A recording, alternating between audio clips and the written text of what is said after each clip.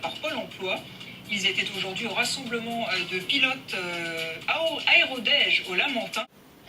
Ce matin, à l'aérodrome du Lamentin, les aéroclubs et leurs pilotes étaient conviés à une manifestation traditionnelle pour cette communauté, l'aérodège. Il s'agit d'un rendez-vous organisé en France chaque dimanche dans un aérodrome différent.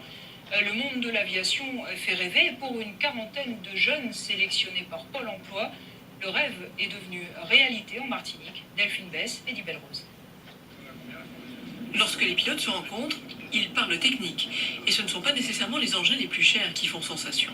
Ce matin, un autogire de 260 kg a fait la traversée depuis Saint-François en Guadeloupe. 1h15 de vol, vitesse de croisière 140 km/h. La Martinique ne compte aucun ULM, alors que l'île Sœur en exploite une vingtaine, avec même une école de pilotage.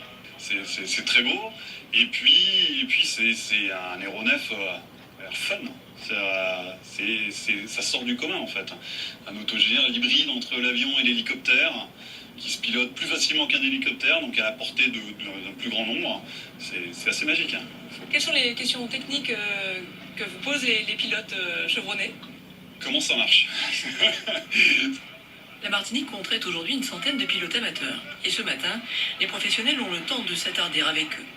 Sur le tarmac, les plus ébahis sont les jeunes apprentis pilotes, sélectionnés à Pôle emploi pour une formation exceptionnelle. Ils sont une quarantaine et se préparent depuis quelques jours au brevet de pilote. Piloter, donc oui, ça fait rêver et ça donne envie, quoi. Ça donne envie de continuer, d'aller jusqu'au bout, d'être motivé. Et puis d'échanger avec des gens différents quand on a l'expérience et puis on se rend compte que on est sur la bonne voie et puis qu'il faut qu'on continue, quoi.